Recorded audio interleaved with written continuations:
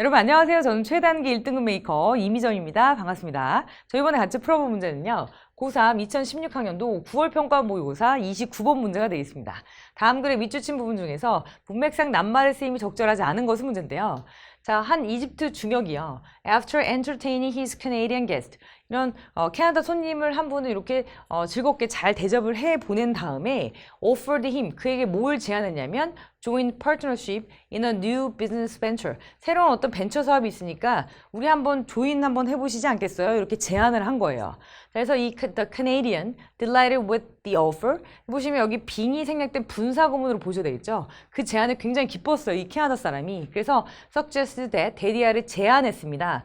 자, 이 제주명료 동사라고 해서 제안, 주장, 명령, 요구를 나타내는 동사들. suggest라든지 뭐 demand라든지 insist 이런 동사들이 자, 앞쪽에 주절이 쓰이고 대절에는 should가 생략된 동사 원형이 오는 그 문법이 사용됐습니다. 그래서 여기서는 met이라는 동사가 아니라 meet이라는 시제가 좀 다른, 즉 동사 원형이니까요. 이 동사가 사용된 것을 한번 체크를 해주시고요. should가 생략됐다고 보시면 됩니다. 그래서 그들이 다시 만납시다 라고 제안을 한 거예요. 다음날 아침에 with their respective lawyers 하면은 보통 요거는 그 respectful 하면은 존경하는의 뜻이지만 respective 하면은 각각의 뜻이죠.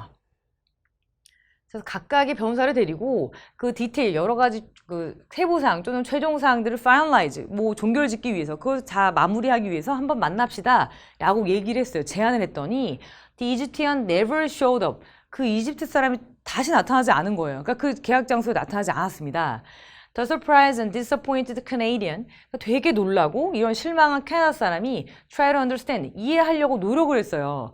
자, what has gone wrong? 어떤 게 잘못됐는지 한번 이해를 해볼까 하고 노력하기 시작했어요. 그래서 did Egyptians lack punctuality? 보시면 lack하면 어떤 것이 부족하다라는 뜻이죠. 보시면 punctuality는 정확하게 시간을 지키는 거. 그러니까 시간을 정확하게 지키는 게 이 사람들은 부족한 건가? 이렇게 한번 생각을 해보고요. 이것도 뭐 의미상으로 나쁘지 않죠. Was Egyptian expecting a counter offer? 또는 어떤 다른 어떤 계약 또는 상대적인 다른 계약을 좀 더 원한 것일까? 자, 이렇게 한번 생각도 해보고요. 그거 기대한 것일까? 자, 이렇게 생각도 해봤고요. Were lawyers unavailable in Cairo? 카이로에서는 이런 변호사를 구할 수가 없는 것일까? 이렇게도 한번 생각을 해본 거예요. 자, 이어서 보겠습니다. 자, none of these expectations proved to be correct. 그러니까 나눠보니까 아무것도 뭐한 것은 없었다라고 해석을 하셔야 되겠죠. 그래서 이런 예상 중에 자, 맞다고 이렇게 증명된 것은 아무것도 없었다. 그러니까 혼자서 막 고민만 해본 거예요.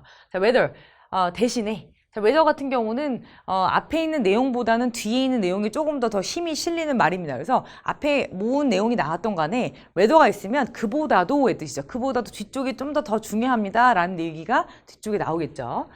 자, the problem was caused by different meaning Canadians and Egyptians attached to inviting lawyer입니다. 여기 보시면 이 문제는 어디서부터 야기가 됐냐면 야기가 되었다라는 이 표현이 맞는지 저희가 뒤에 좀 보겠습니다. 그래서 다른 미닝으로부터 다른 의미로부터 나왔어요. 근데 보시면 캐나다 사람들하고 이집트 사람들이 attached to inviting lawyers 변호사를 초대하는 것에 대해서 갖고 있는 이런 좀 다른 의미에 대해서 사실 이런 그 오해, 이런 문제가 사실 야기되었다라고 나왔습니다. 자, 뒤에 좀 더 읽어볼게요. 자, the Canadian regarded the lawyer's absence as facilitating the successful completion of the negotiation이에요. 보시면 캐나다 사람들은 어떻게 보통 간주하냐면 regard A as B죠. 자, A를 B라고 간주하는 겁니다. 근데 보시면 이런 변호사의 부재가 facilitate는 무엇을 용이하게 하다, 쉽게 만드는 건데 the successful completion of the negotiation입니다. 어떤 이런 그 거래나 어떤 협상이 성공적인 완료를 좀 더 용이하기 위해서. 그러니까 캐나다 사람들은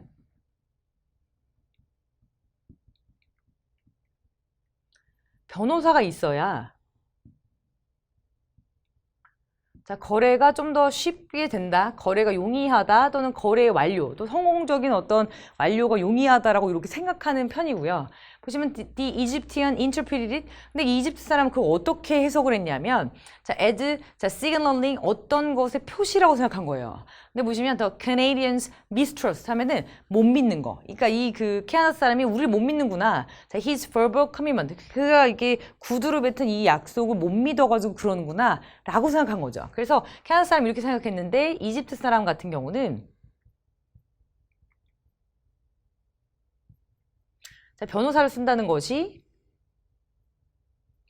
자, 구두 약속을